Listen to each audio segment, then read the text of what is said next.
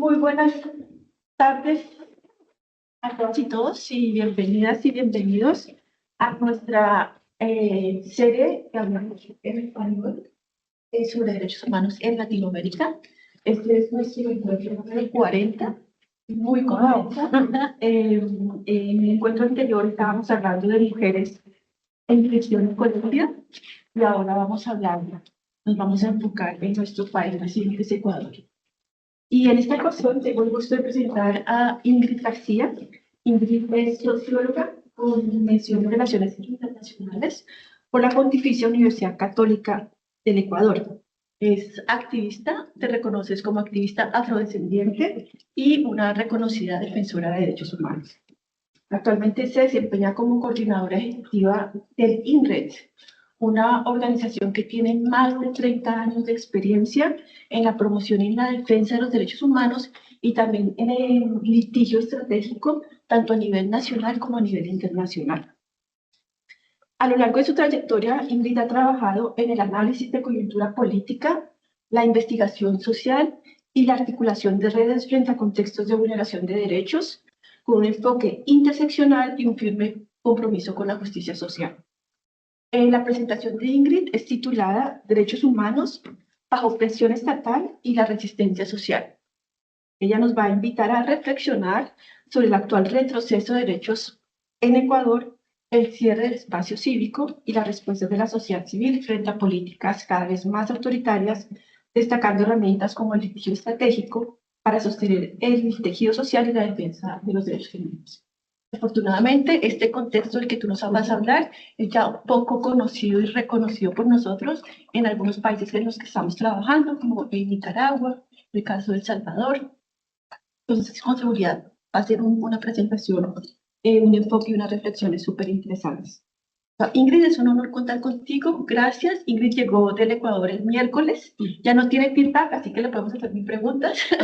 Y tienes la palabra. Ok, muchísimas gracias. Es un honor estar aquí, poder conversar con cada una de ustedes y de ustedes.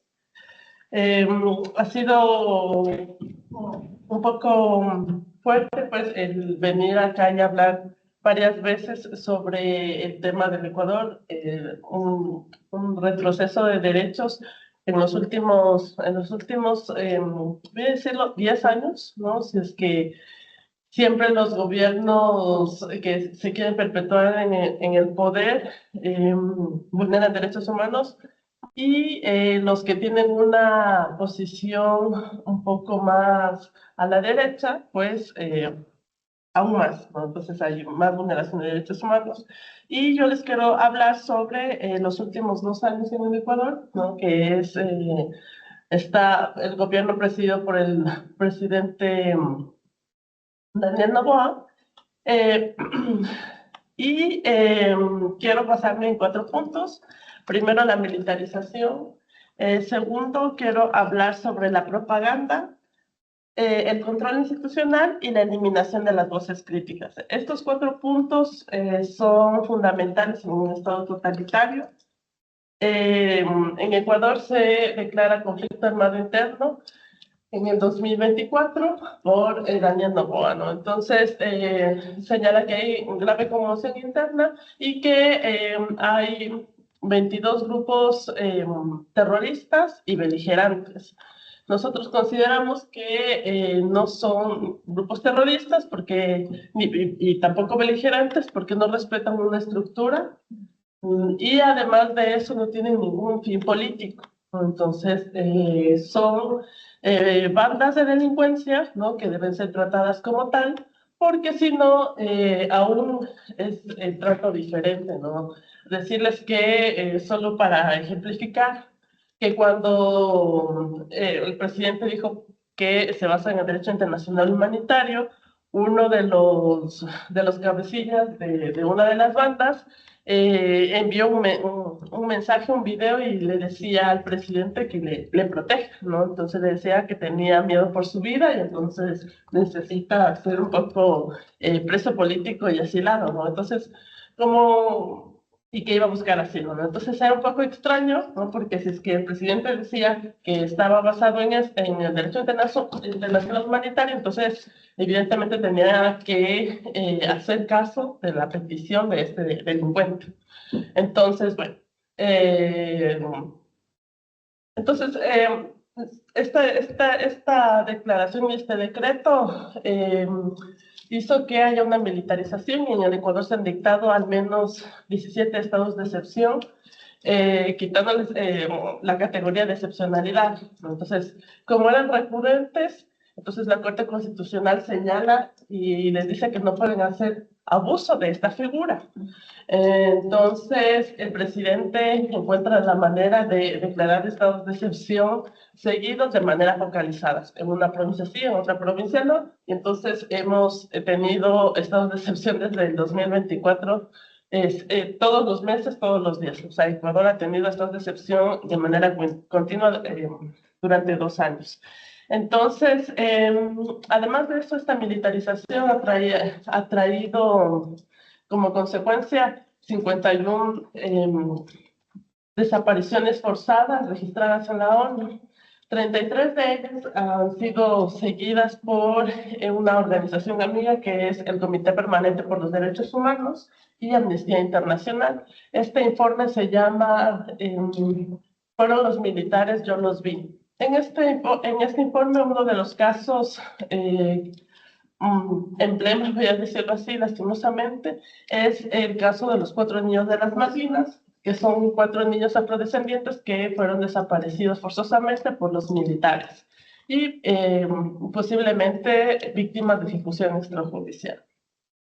Entonces, este caso, jurídicamente hablando,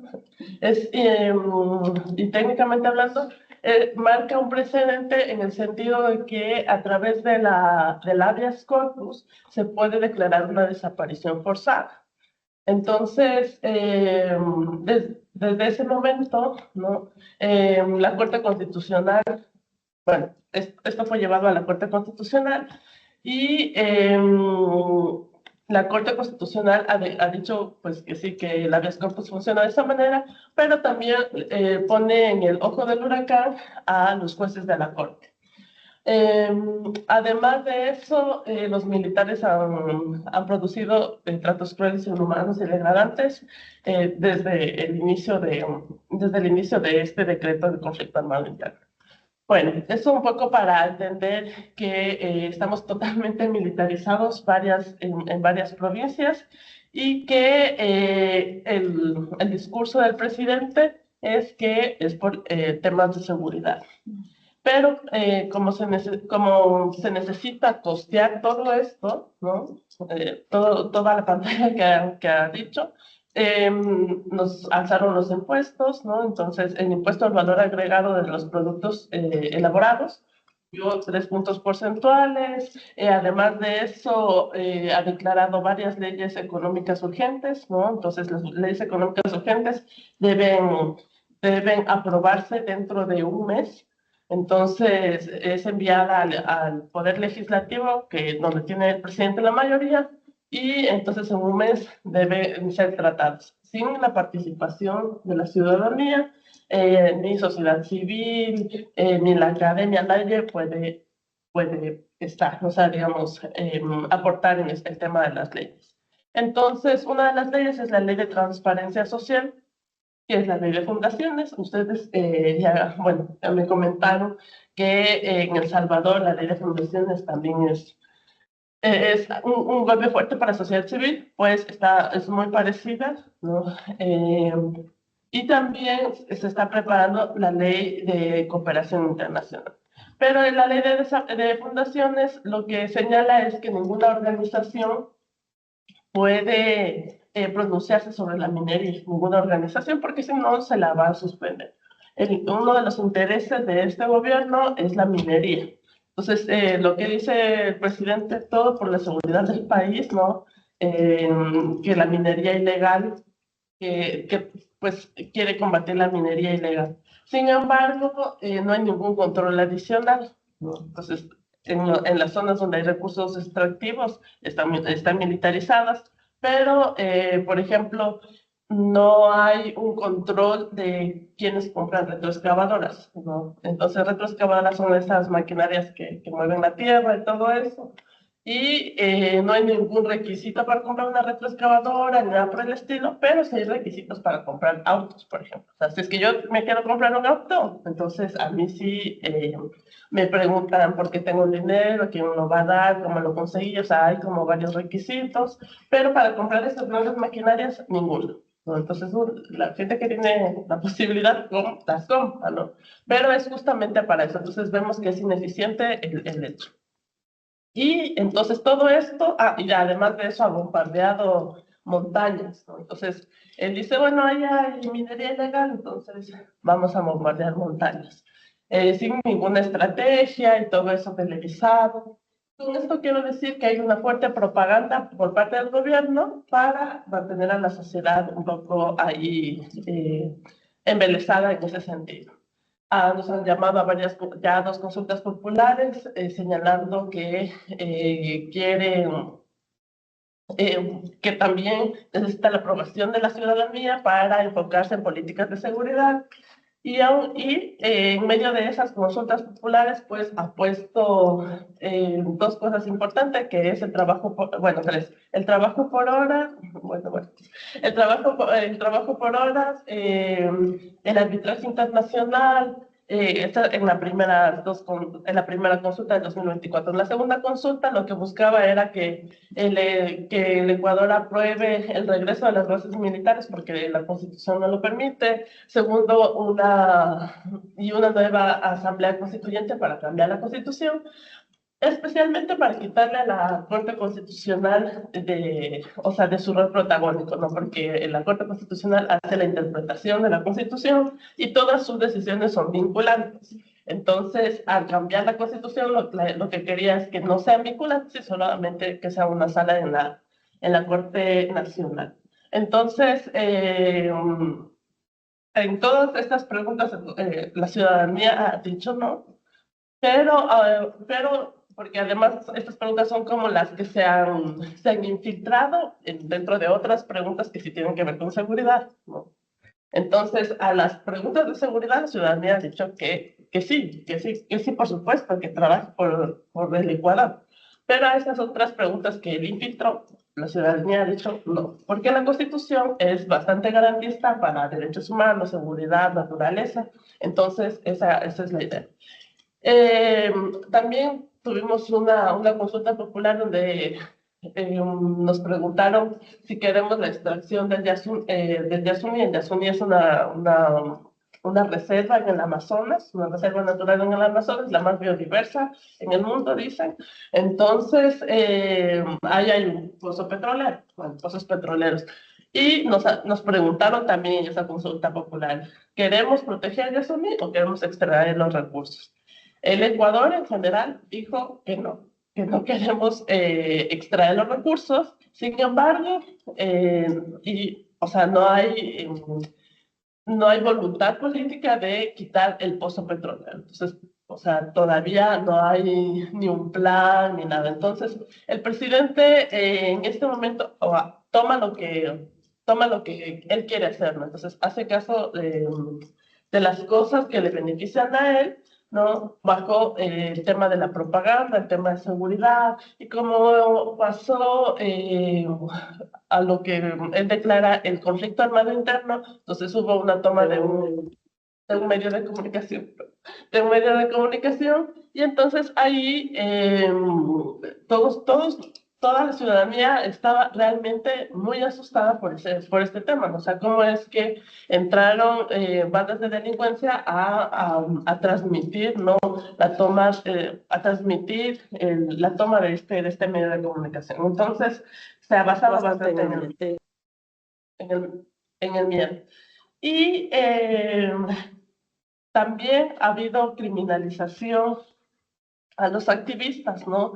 Debido a que hay una precarización social en general, un empobrecimiento, deserción escolar bastante alto, no hay medicinas, hay que todos los subsidios, ¿no? Entonces, en septiembre y octubre del año pasado hubo protesta social, ¿no? Salieron las poblaciones indígenas a exigir que pues derechos, ¿no? Entonces, el presidente tomó a 13 personas y les quería plantear una audiencia de flagrancia, ¿no? Entonces, porque pues, terroristas no dejan trabajar, cerraron las calles, bueno, entonces les detuvo. Y entonces, mientras los abogados estaban listos para alistándose para la audiencia de flagrancia, lo que hizo el gobierno les llevó a estas 13 personas en helicóptero a una cárcel de máxima seguridad en la costa ecuatoriana, desde la sierra, ¿no?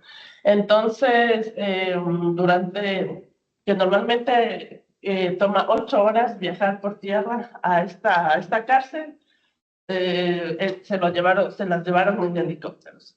Entonces, esta escena, digamos, este caso, lo que muestra es que el gobierno quería hacer que la población escarmiente y que paren las movilizaciones sociales, pero tuvo el efecto contrario y las movilizaciones duraron al menos 31, en algunas zonas 31 días y en otras 33. Entonces se extendió por mucho más. Entonces, nuevamente, el aparato militar, ¿no? El aparataje militar fue amedrentar y tomarse, digamos, las zonas de las jurisdicciones indígenas, ¿no? Bueno, frente a esto, las organizaciones de sociedad civil, ¿no? Eh, han- Se han reorganizado, decirles que la sociedad civil es muy diversa y cada uno tiene su línea de trabajo, ¿no? Su especialización, mujeres, niños y todo, ¿no? Sin embargo, frente a esta situación, ¿no? De este gobierno totalitario, hay una reorganización y nos hemos unido. Entonces, para trabajar de manera de red, no somos ninguna asociación, federación, sino que hemos trabajado a manera de red, lo que muestra, lo que muestra primero que estamos desesperados, pero también que se necesita una estrategia eficaz, ¿no es cierto?, aún para lograr que el no gane, digamos, decirle no a Novoa, ¿no?, en las urnas. Eso es bien importante. Entonces, hemos presentado, por ejemplo, algunas acciones de inconstitucionalidad. Les comentaba que Novoa nos ha emitido al menos 10 leyes. Esas 10 leyes, al menos 5 han sido presentadas acciones de inconstitucionalidad, ¿no? Entonces, por diferentes organizaciones, y las que no presentados en una van a meter, se va a meter, se va a presentar. Se va a presentar amicus curiae, ¿no? Que es también muy necesario para darle elementos a la Corte Constitucional para. Además, hemos hecho varias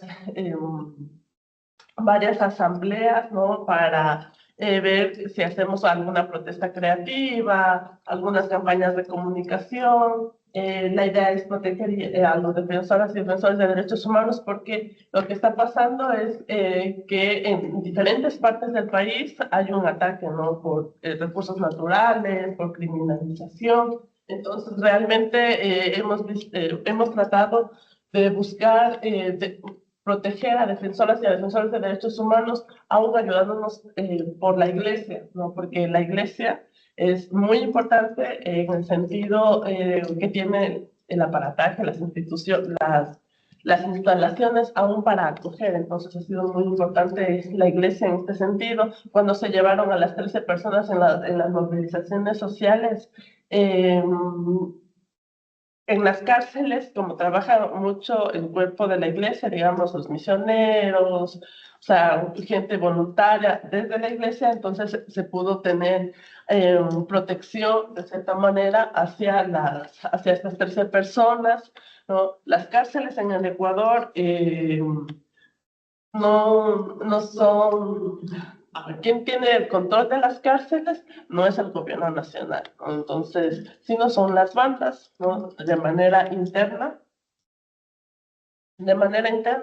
son las bandas quienes tienen como el control de las cárceles, porque son sus centros de operación, y control de quién entra y de quién sale, no el control de la alimentación, no el control del agua, eso no. pero sí de quién entra y quién sale, y la convivencia, ¿no? Entonces, eso es importante decir.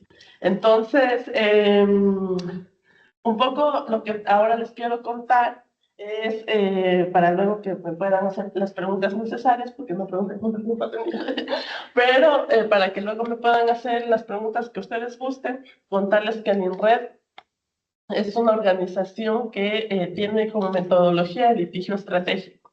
Hay muchas maneras de hacer litigio estratégico, pero para nosotros tienen 5 indicadores. Primero, que debe tener un enfoque de derechos humanos. Segundo, que es necesario hacer el lobby o la incidencia nacional e internacional. Tercero, que se necesita comunicación, porque si no se comunica, entonces no hay presión, ¿no? Y no se ve, no existe. También el cuarto es el acompañamiento a las víctimas. Se necesita que las víctimas tengan acompañamiento psicosocial para que puedan seguir los procesos judiciales, ¿no? Porque es muy agotador, ¿no? En derechos humanos, especialmente en el Ecuador, no se resuelven de un día para otro, de 3 meses. Así, cuando hemos tenido alguna sentencia en unos años, pues ha sido un gran éxito, sino que duran los procesos judiciales mucho tiempo y las víctimas deben ser bastante cuidadas y deben ser fortalecidas psicosocialmente. Y la última, que es una de las más importantes, bueno, todas son importantes, es el tema de movilización social. Entonces, para nosotros la protesta social dentro de los lineamientos de la no violencia activa, ¿no? La protesta social creativa, hace que haya mucha presión, ¿no? Haya mucha presión en las calles, que llamen medios de comunicación, ¿no? Entonces se conjuga mucho esos 5 elementos para poder ejercer, ¿no es cierto?, una defensa importante, ¿no? Una defensa que trascienda, ¿no? Entonces, por eso nosotros no somos un consultorio jurídico, ¿no? Entonces no tenemos muchos casos de los mismos, tratamos de que un caso marque un precedente y que ese precedente ayude a otros casos, ¿no? Entonces, tenemos en varias líneas de trabajo, ¿no? Hacemos defensoras y defensores de derechos humanos, relaciones a los derechos humanos como ejecuciones extrajudiciales, tortura, desapariciones, y también pueblos y nacionalidades, que tiene que ver con tierra, ¿no es cierto? Consulta previa, libre, informada, también cosas como bueno, en Ecuador tenemos un caso, bueno, en mi red, nosotros llevamos un caso sobre el pueblo afroecuatoriano que tiene que ver con el censo, ¿no? De un censo para otro hay una disminución, una reducción de población afroecuatoriana sin una justificación técnica, ninguna justificación técnica de por qué existe esa reducción, ¿no? Entonces, hemos apoyado, digamos, en varias acciones para que, primero, se pueda dar una explicación desde las instituciones responsables y segundo, para corregir, ¿no?, estas fallas en la metodología para el conteo de la población afroecuatoriana. Entonces, nosotros hacemos eso, ¿no?, como litigio estratégico, ¿no? Tomando en cuenta esos 5 casos, esos 5 elementos, y de esa manera los conjugamos para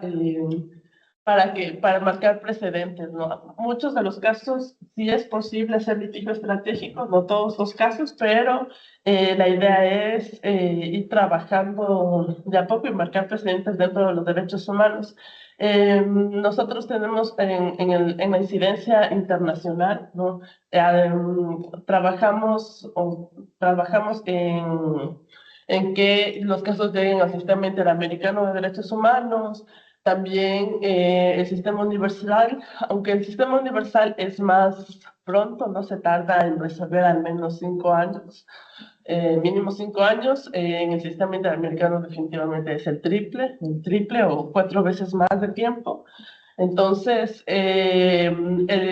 pero el sistema interamericano, sus resoluciones son más vinculantes, se cumplen, o sea, más. No voy a decir que estrictamente universal no se cumplan, pero responden mucho a la voluntad de los estados, a la voluntad de los gobiernos. En el sistema interamericano hay como mayor cumplimiento, que no es el ideal, pero hay mayor cumplimiento. Entonces, eso es como, digamos, jurídicamente hablando, qué es lo que hacemos. Y el tema de incidencia también tiene que ver con estas reuniones, por ejemplo, ¿no? He venido a Bruselas un poco para poder hablar con la Unión Europea, con la Comisión, con el Parlamento, y que se pueda contrastar la información oficial del gobierno, ¿no? Porque este gobierno señala que la situación de seguridad ha mejorado muchísimo. Sin embargo, cuando me han unido con algunos representantes, me han preguntado o han señalado que lo que a ellos les interesa, ¿no? Es que la droga no salga de los puertos de Ecuador hacia Europa, ¿no? Sí, pero, por ejemplo, no hay una estrategia o no se han militarizado los puertos, o sea, no hay nada que se pueda decir una estrategia para que de los puertos no llegue acá, o sea, la droga acá a Europa, o sea, eso no existe, y eso como pueden preguntar, no digo que esa sea la solución, pero están militarizándose otros espacios, ¿no es cierto?, que no tienen nada que ver con este tema de la droga, sino por la explotación de recursos naturales, y eso es un poco lo que se quiere mostrar, ¿no? O sea, que hay más vulneración de derechos humanos con la militarización, y el tema de la droga no es algo que al menos se vea o cosas así, porque además en Ecuador no solo es la droga, ¿no? Hay extorsiones, secuestros, o sea, hay otros delitos que están ligados con las bandas que cometen delitos alrededor de la droga, pero hay otros delitos que afectan mucho a la ciudadanía. Entonces, bueno, un poco espero que hayan tenido el pantallazo rápido de lo que es el Ecuador y la crisis que estamos teniendo. Entonces, si es que tienen las preguntas que deseen, pues contestarlas de manera adecuada. Muchas gracias, Ingrid. Yo creo que es realmente muy valioso en 25 minutos dar este panorama tan completo de lo que está ocurriendo en el Ecuador, obviamente un panorama crítico. Pero bueno, ahora vamos a las preguntas. Entonces, primero los que están acá y luego preguntamos a los que están virtualmente. ¿Algunos de ustedes tienen preguntas? Bueno, Charlotte. Hola Ingrid, muchas gracias por su ponencia. Tengo dos preguntas. Como dijiste, estuvimos en contacto por correo porque estoy haciendo mi investigación sobre derechos humanos de personas privadas de libertad en Ecuador y en Perú, con un enfoque particular en las medidas cautelares y provisionales de las personas privadas de libertad. Entonces, primero tengo una pregunta un poquito más sobre el funcionamiento de la organización en general del INDRE, porque en un correo mencionaste que ustedes también acompañan procesos de medidas cautelares en el ámbito carcelario. Y bueno, dado que mi investigación se enfoque en estas medidas, me interesaría mucho saber un poquito más sobre eso. Entonces, si podrías profundizar un poco y también explicar el rol de la organización en general en este acompañamiento de las medidas. Y finalmente me gustaría preguntarle también un poquito sobre tu visión a más largo plazo de Ecuador, porque como dijiste, Ecuador fue durante muchos años considerado como la isla de paz de la región, ¿no? Pero se ha convertido en uno de los países más afectados por la violencia. Entonces, mi pregunta es, desde tu experiencia en el terreno, ¿cómo ves la evolución del país en los próximos tal vez 10 años, también considerado que el actual gobierno puede extender su mandato por dos mandatos de 4 años, creo. Entonces, ¿qué factores consideras clave para el futuro de los derechos humanos de Ecuador? Estos son los dos. ¿Alguien más tiene preguntas? Vamos a recoger 2 o 3 preguntas. ¿Tienes alguna pregunta? Sara. No. Por favor, Germán. Muchas gracias, Ingrid. Muchas gracias a las demás personas que acompañan este espacio. Mi pregunta es sobre VIH. Creo que hubo legislación en la cual se caracterizaban los lugares de detención como objetivos militares. Si no es así, no recuerdo bien esta legislación, no recuerdo tampoco qué dijo la Corte de Constitucionalidad, pero en el marco de esa legislación, ver esos lugares como lugares que el ejército eventualmente podría atacar bajo un marco de uso de la fuerza de VIH y no de derecho de policía. No sé si tienes algo que decir sobre eso y sería esa mi única pregunta.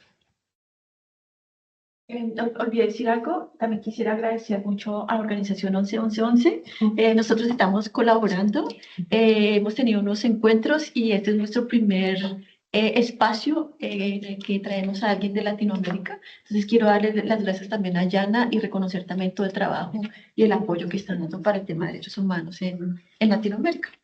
Y ya, puedes responder. Ok, con mucho gusto. Muchas gracias, Iván, por todo este esfuerzo. Bueno, a ver, INRED, un poco para que comprendan cómo funcionamos. INRED cada 5 años hace un plan estratégico de acuerdo a la situación que está pasando en el país, ¿no? De acuerdo al análisis de coyuntura. Este plan estratégico define las líneas de trabajo de los próximos 5 años. Entonces, en el 2000, sí, me parece que en el 2000, ahí teníamos líneas de trabajo con respecto a cárceles. Hacíamos un fuerte trabajo dentro de las cárceles, pero como somos una organización de derechos humanos, a lo largo del tiempo, no es que podemos decir, bueno, ya cambiamos las líneas de trabajo y pues ya eso no vamos a hacer. ¿No? Entonces, cada 5 años vamos analizando cuáles son las líneas que vamos a trabajar a futuro, tratando de llevar las otras líneas, sobrellevar más bien las otras líneas que hemos dejado. Entonces, dentro actual, las cárceles no es una línea fuerte, voy a decirlo así, una línea fuerte. Bueno, voy a decir de los anteriores 5 años, ¿no?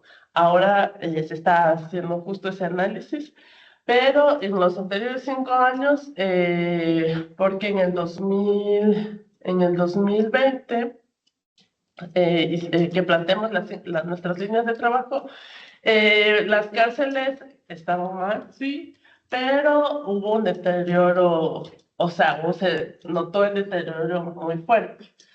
Entonces, a partir del 2021, donde se dan las masacres. Entonces, se dan masacres carcelarias y entonces fue un boom, a pesar de que esta organización amiga que se llama CDH ya comenzó a decir, hay problemas en las cárceles, hay que prestar atención ahí, hay gente que no puede ingresar, que sí puede ingresar, ¿no? Entonces hay mucha extorsión desde las cárceles. O sea, ya comenzaron así, pero comienzan a darse las masacres a partir del 2021. Y entonces el INRED comienza a trabajar de manera coordinada en una alianza que se llama Alianza contra las Prisiones, porque consideramos que no somos una organización punitivista y que creemos que las cárceles no son la solución.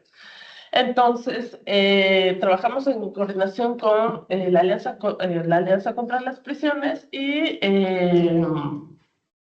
como la organización tiene la mayoría son abogados, decir es que yo no soy abogada, pero la mayoría son abogados, simplemente se presentaron medidas cautelares. Varias medidas cautelares, unas justamente para que haya una política pública del sistema de rehabilitación social, ¿no? y nos dieron las medidas cautelares. Entonces dijeron que sí, que se necesita que el SNAI, se llama, bueno, esas son la abreviatura, ¿no? El SNAI implementa la política pública, crea una política pública y que las organizaciones que la presentamos trabajemos en conjunto, ¿no? O sea, que el SNAI nos rinda cuentas de eso. Entonces, y que debería haber programas de reinserción, ¿no? Entonces, para la futura reinserción, entonces debería haber carpintería, mecánica, o sea, cosas manuales, ¿no? Para que se puedan reintegrar a la sociedad. Hemos tenido una evolución de presidentes, así, todos un poco más a la derecha, y ellos no se implementó nada, ¿no? Entonces ahora las cárceles, bueno, en su momento las cárceles se dieron varias masacres, ¿no? Entonces los guías penitenciarios comenzaron a formar sus bandas con las mismas personas que estaban allí, ¿no? Que estaban dentro. Comenzaron a haber una guerra entre bandas, ¿no? Entonces, dentro de las cárceles había pabellones y esos pabellones decían, no, es que este pabellón es Tiguerón, este es Pendiente, o sea, además, o sea, son nombres como un poco graciosos, pero, o sea, sí, ¿no? Entonces, había un pabellón que era de los lagartos y eso. ¿Y por qué? ¿Por qué pasó eso? Era porque entre ellos se delataban, ¿no? Entonces, como entre ellos se delataban, y entonces comenzaron a matarse, Pero, ¿quién les permitía ingresar armamento? Entonces, que no solo comenzaron a matarse, bueno, o sea, de manera, voy a decirlo como artesanal, sino que había ingreso de armas, ¿no? Armas cortopunzantes, de calibres altos, ¿no? Entonces, comienza a darse varias matanzas y lo que hacían los guías penitenciarios es como todos salían y les cerraban la puerta, o sea, como para que no salgan de la cárcel. Pero entonces entre todos los pabellones había como una guerra muy, muy fuerte, una guerra muy, muy fuerte. Entonces, a pesar de que se insistían las medidas cautelares, pues no rendían como fruto, no se ejecutaban tampoco. Y después, o sea, llega este nuevo presidente e ingresan los militares. Los militares también susceptibles a la corrupción, pero o sea, en la cultura ecuatoriana hay un mayor respeto a los militares, eso, o sea, como siempre. Entonces había este mayor respeto a los militares y los militares, en cambio, no dejaban ingresar a los familiares de las personas detenidas, privadas de libertad. Y el presidente tipo Bukele les dice que no les va a dar alimentación.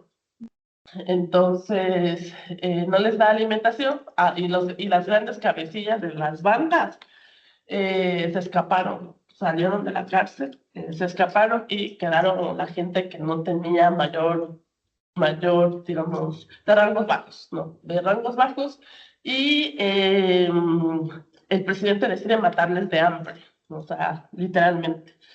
Y no les daban alimentación, entonces las organizaciones decidimos plantear otras medidas cautelares, pero por el derecho a la alimentación, ¿no? Entonces no les dejaron ingresar tampoco ni al catering, pero ni a la empresa que debía darles la alimentación, pero tampoco alimentos, porque los familiares hicieron una colecta, ¿sí? Una colecta para llevar los alimentos a las cárceles y se logró en poco tiempo, pero aún así el presidente, la política del presidente más bien, la política del presidente no permitía que no ingresen nadie, entonces la gente se estaba muriendo de hambre.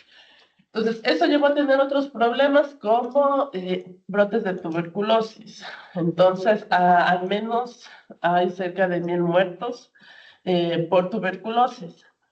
Y la Defensoría del Pueblo, o sea, que debería ingresar y todo, tampoco pues tampoco pudo hacer nada, ¿no? Entonces, realmente las medidas cautelares que se han implementado han sido bien difíciles de cumplir, o sea, que se cumplan, ¿no? Porque cuando los jueces preguntan, o sea, cuando nos otorgan las medidas cautelares, ¿no? O sea, otorgan las medidas cautelares, no son eficientes, ¿no? Entonces, después de que la última de las medidas cautelares por el derecho a la alimentación, el gobierno respondió, o el SMAE, que es la institución implicada, señaló que dentro de una semana iban a contratar a la nueva empresa que den los alimentos, ¿no? Dentro de un tiempo. Entonces, claro, para el juez fue como, ya cumplieron, ¿no? Pero es como, ¿y el tiempo que se murieron de hambre? Hay una negación rotunda del brote de tuberculosis, ¿no? Entonces, eso, o sea, si es que ustedes tratan de buscar información oficial de brote de tuberculosis, no va a haber, ¿no? O sea, solo es como, se encontraron 3 muertos en tal cárcel, se encontró un muerto en tal cárcel, pero nunca dicen el por qué, ¿no? Nunca dicen el por qué ni nada por el estilo, sino el problema es que la gente se está muriendo de tuberculosis. Entonces, es complejo, bueno, como dije, no soy abogada, ¿no? Entonces tal vez técnicamente no puedo explicar el paso a paso, pero digamos, eso en resumen, ¿no? Y las otras preguntas, espero haber contestado las dos, ¿o no? Sí, bueno, pero la segunda era más la visión más grande, ¿no? Sobre Ecuador. Y la otra, ¿cuál es nuestra visión a los próximos 5 años? Pues creemos que va a seguir el deterioro de derechos humanos porque el ascenso de la derecha es potente, ¿no? Al menos en Ecuador. Y no se creen los derechos humanos. O sea, yo sé que no se deben creer, ¿no? Pero ha ganado el discurso de que la gente no tiene derechos humanos, ¿no? Y que solo los delincuentes, como las cárceles, tienen derechos humanos. Entonces, eso es algo como complejo. Entonces, la política de extractivismo va a seguir, los derechos de la naturaleza se van a seguir acortando, va a haber gran extractivismo, especialmente con el tema minero. Entonces, hay varios focos o varios cantones donde ya se está pensando la minería a cielo abierto. Hay uno ya en la Amazonía que seguro va a implicar un desastre natural por las relaveras. O sea, las relaveras son grandes contenedores de residuo de mineros, ¿no? Entonces, hay muchos químicos, muchas cosas. Entonces, eso va a tener un gran impacto ambiental. Y pues el presidente va a terminar su periodo. Él ha señalado que quiere quedarse un periodo más. Eso yo creo que habría que verlo, porque el no de la consulta popular del año pasado nos trae esperanza, ¿no? Entonces, al menos el primero sí va a terminar. Lo segundo, eso con respecto a la visión general. Y con respecto a tu pregunta, Germán, ¿me la puedes repetir, por favor? Es si los centros penitenciarios eran objetivos militares, esto que en la legislación y... No eran objetivos militares, solo lo que hizo el presidente fue militarizarlas y crear una nueva cárcel. Entonces, construyó una nueva cárcel en una reserva natural y antes, digamos, o sea, realmente, bueno, es que también a los militares se les ha escapado personas, cabecillas de bandas, ¿no? Entonces hubo o sea, reciente que un cabecilla se vistió de militar y salió. Y se fue a Colombia. Entonces lo encontraron en Colombia. Lo encontraron en Colombia y pues bueno, Colombia lo devolvió. Van a ser extraditados y todo.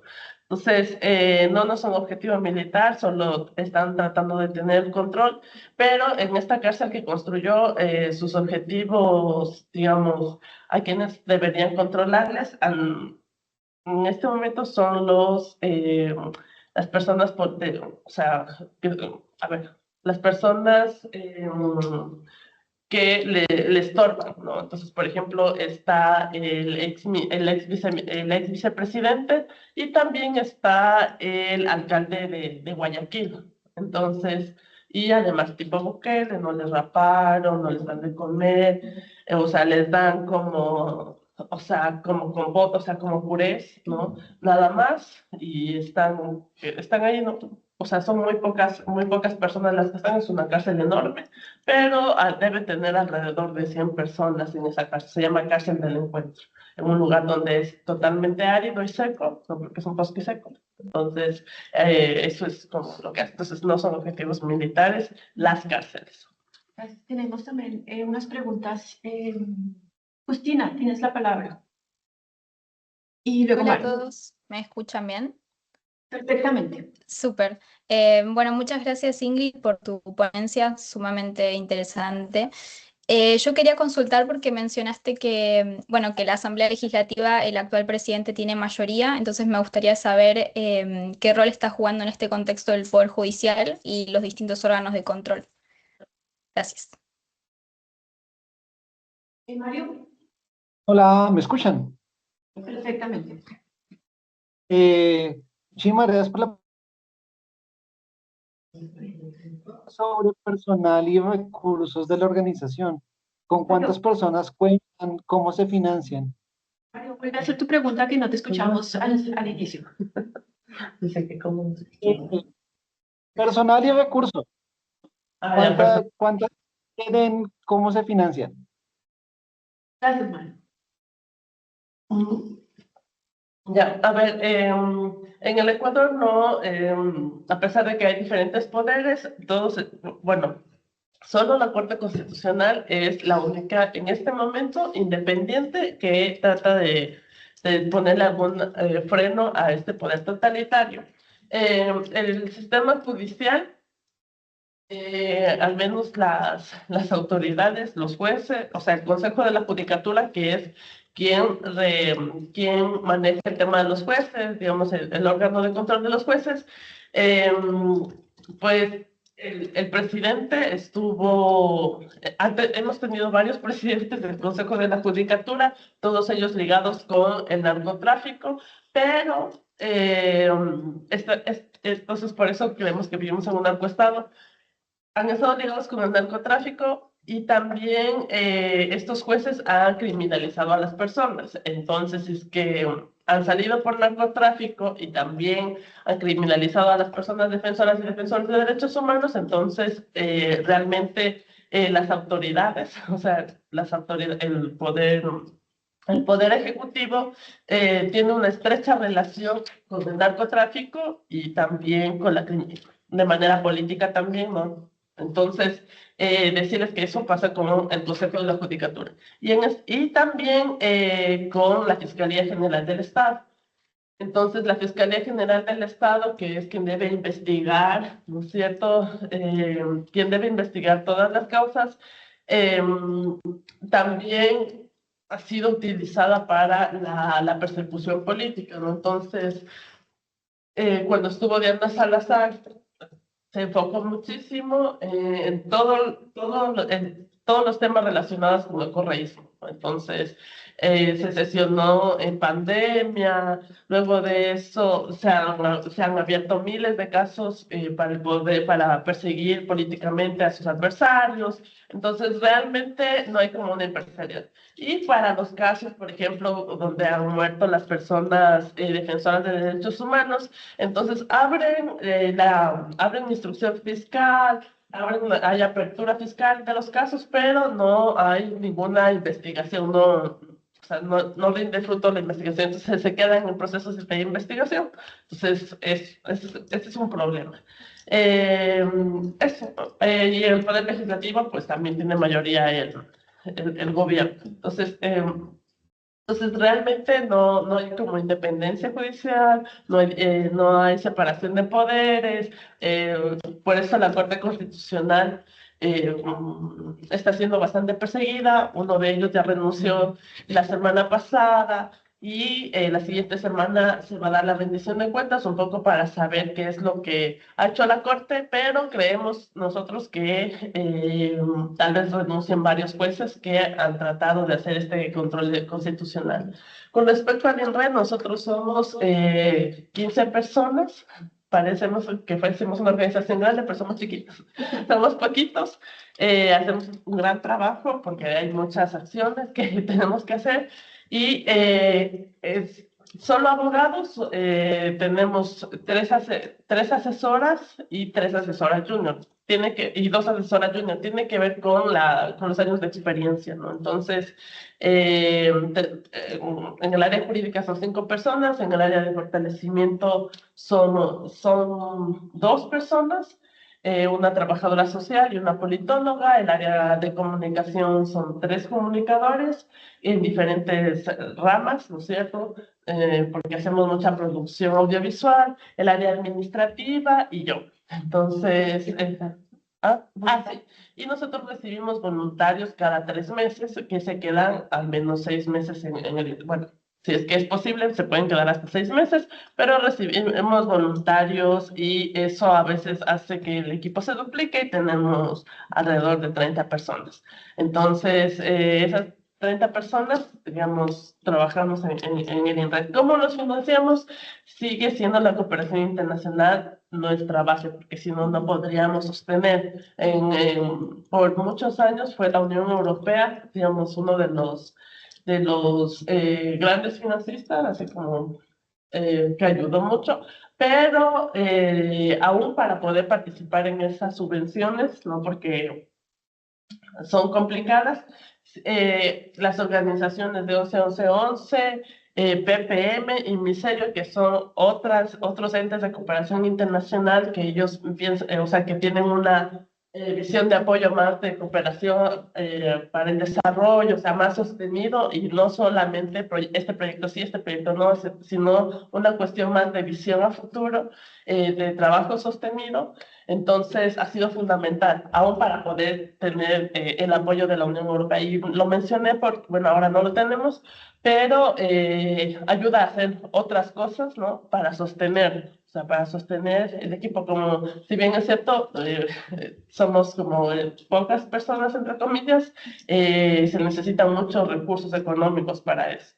Entonces, y para el trabajo que tenemos, nosotros tenemos alrededor de causas, tenemos alrededor de 70 causas. Entonces, y muchas de ellas con litigio estratégico, ¿no? Entonces hay que hacer varios productos comunicacionales, hay que hacer capacitación, hay que dar apoyo, digamos, a las organizaciones que están detrás de las causas, ¿no? Porque nosotros no recibimos, o sea, no llevamos casos que no tengan una organización que respalde.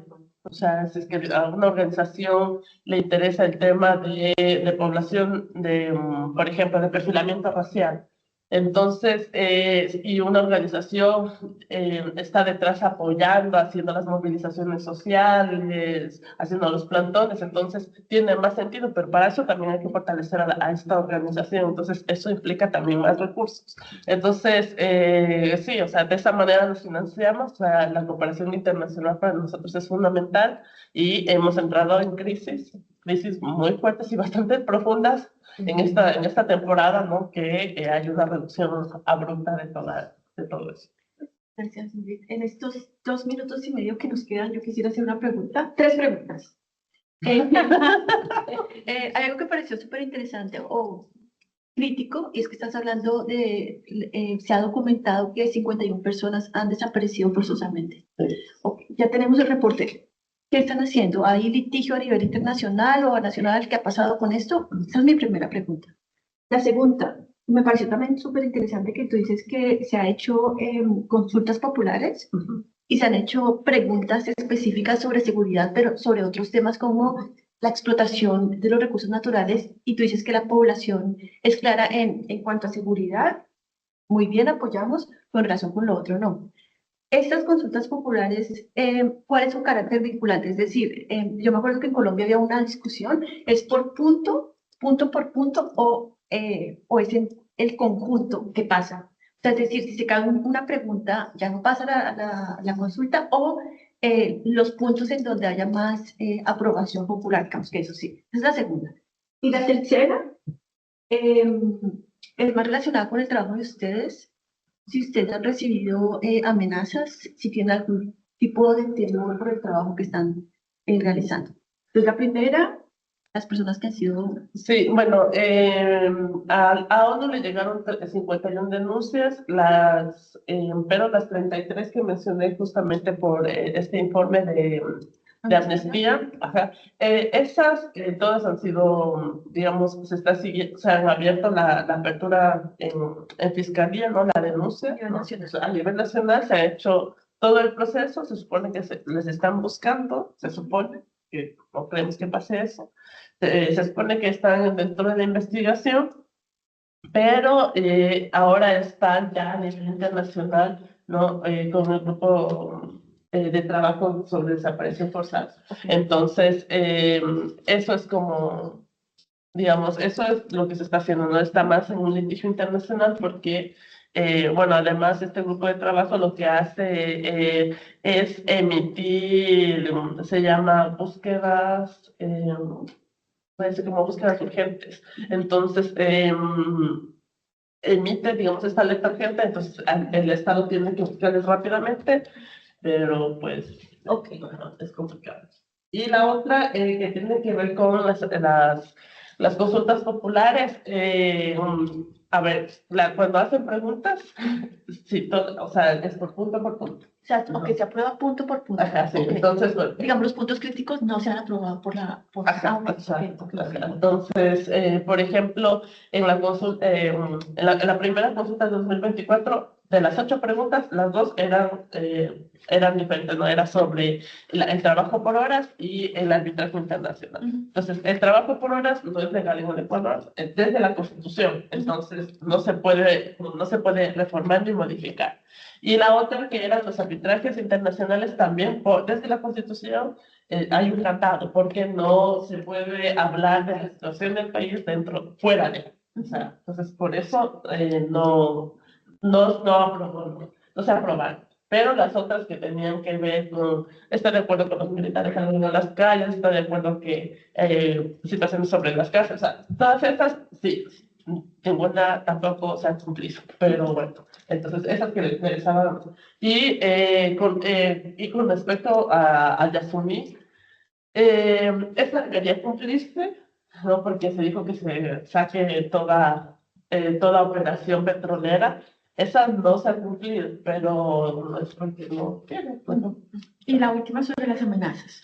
Ya, el tema de las amenazas es un momento complejo en el Ecuador, hay una gran persecución y se dice, ¿no? Que los defensores, o sea, que las personas que se mueren, ¿no? Los defensores que se mueren o que están siendo perseguidos son por grupos de delincuencia organizada. No es por el gobierno, sino por grupos de delincuencia organizada. Entonces, pero eso ya es recurrente. Entonces, realmente por eso es recurrente y por eso es que el Estado o el gobierno está inmiscuido, tienen una conexión directa, ¿no? Entonces se habla, por ejemplo, se habla que los lobos, una banda están dentro de la minería, pero estos mineros, ¿no es cierto? ¿Cómo lo saben que ahí hay minería? Entonces, por ejemplo. Entonces hay una persecución a los defensores de derechos humanos desde estos grupos de delincuencia organizada. Ya no lo hacen los policías directamente, en algunos casos ya no lo hacen los militares, sino son estos grupos, ¿no? Que no son coincidencia. Hay un informe de defensores de derechos humanos por una organización amiga que se llama FIAN, nosotros lo realizamos, y ahí un poco se cuenta y se muestra cómo es que o sea, cómo es que los defensores de derechos humanos mueren en manos de la delincuencia común o delincuencia del crimen organizado, pero son los que son donde se está defendiendo la tierra, donde se está defendiendo los recursos naturales. Y entonces, Ingrid, muchísimas gracias por aceptar esta invitación y por contarnos y compartir con nosotros tus reflexiones.